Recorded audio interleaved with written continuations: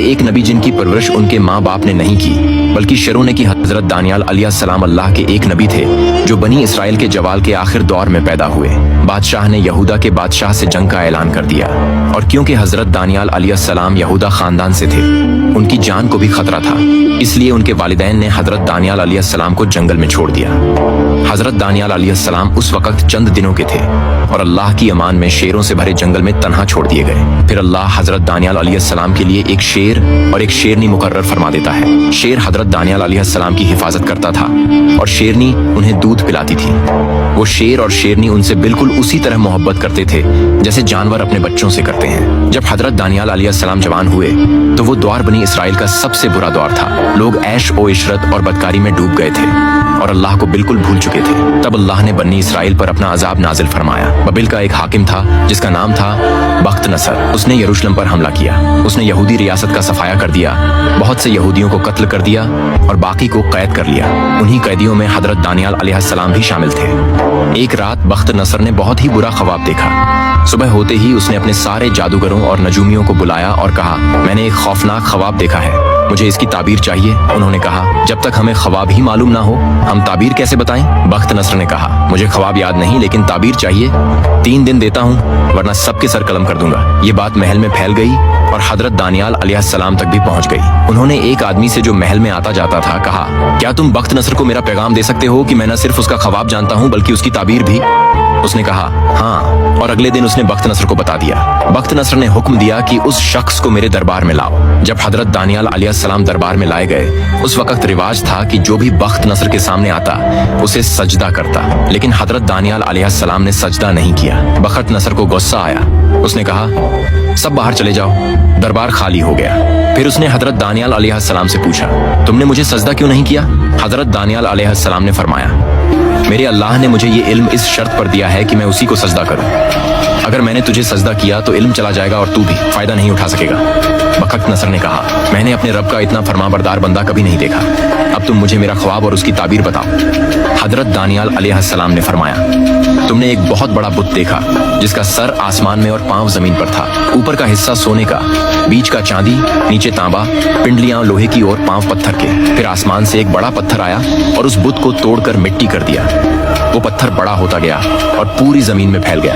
बख्त नसर हैरान रह गया और कहा, हाँ, मैंने यही ख्वाब देखा था, अब ताबीर बताओ।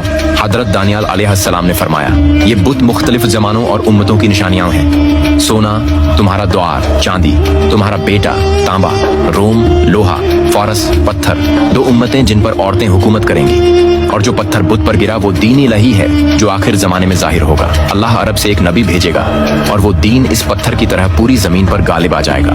हजरत दानियाल अलैहिस्सलाम की ये सब बातें सुनने के बाद बख्त नसर ने कहा कि आज तक किसी शख्स की बातों ने मुझ पर इतना असर नहीं किया और मैं समझता हूँ कि इस दरबार में तुम मेरे सबसे ज्यादा मुखलिस हो, इसलिए मैं तुम्हें अपने सबसे खास बंदों में शामिल करता हूँ। अब इस वाक़े के कुछ ही अरसे बाद बख्त नसर को फिर से परेशान करने वाले ख्वाब आने लगे और जब इन ख्वाबों का जिक्र बख्त नसर ने हजरत दानियाल अलैहिस्सलाम से किया तो हजरत दानियाल अलैहिस्सलाम ने फरमाया कि तेरी हुकूमत सिर्फ उसी सूरत में कायम रह सकती है जब तू अल्लाह की हुकूमत को तस्लीम करेगा। हजरत दानियाल अलैहिस्सलाम ने उसे नसीहत की कि सूरत हाल से बचने के लिए करीबी बंदों की मदद कर, फिर शायद अल्लाह भी तुझ पर रहम करे। इसलिए उसके बाद बख्त नसर ने हजरत दानियाल अलैहिस्सलाम की इस नसीहत पर अमल किया और उसने बनी इसराइल के लोगों की खूब मदद की, यहाँ तक कि एक शख्स भी भूखा न रहा। और इस तरह बख्त नसर पर आने वाला अजाब टल गया और मुल्क में अमन और खुशहाली फैल गई। 397 ईसा पूर्व में बख्त नसर फौत हो गया और उसके बाद तख्त पर उसका बेटा बैठ गया जो बहुत ही अय्याश और नालायक बादशाह था। अब उस महल के बाकी वुज़रा जो हजरत दानियाल अलैहिस्सलाम से जलते थे, उन्होंने बादशाह को हजरत दानियाल अली अलैहिस्सलाम के खिलाफ भड़काना शुरू कर दिया। उन्होंने कहा, दानियाल न तो आपको सजदा करता है और न ही बबिल की सल्तनत का खैर ख्वाह है, बल्कि वो तो ये कहता है कि जल्द ही बबिल की सल्तनत खत्म हो जाएगी और उसके खुदा की हुकूमत कायम हो जाएगी। अब ये सब बातें सुनकर बादशाह को गुस्सा आ गया और उसने हुक्म दिया कि हजरत दानियाल अलैहिस्सलाम को भूखे शेरों के सामने डाल दिया जाए। और जब सुबह हुई तो लोगों ने कैद खाने में देखा तो वो लोग हैरान रह गए। उन्होंने देखा कि शेर एक तरफ बैठे हैं और दानियाल अलैहिस्सलाम एक तरफ। ये देखकर लोग समझ गए कि आप एक नेक शख्सियत हैं। लेकिन उस वक्त तक बहुत देर हो चुकी थी। उस वक्त फारिस के बादशाह साइरस साइरस ने बबिल पर हमला किया और बख्त नसर के बेटे की हुकूमत को बिल्कुल खत्म कर दिया। साइरस ने हजरत दानियाल अलैहिस्सलाम को कैद से आजाद कराया और इज्जत के साथ अपने दरबार में अपना वजीर मुकर्रर कर दिया। यूनान की, फिर रोम की और फिर इन सब पर गालिब आया अल्लाह का दीन यानी इस्लाम। बेशक अल्लाह का दीन हर हाल में इस दुनिया में गालिब आकर रहेगा। अपना और अपने ईमान का ख्याल रखिए। फी आमान अल्लाह। अल्लाह के एक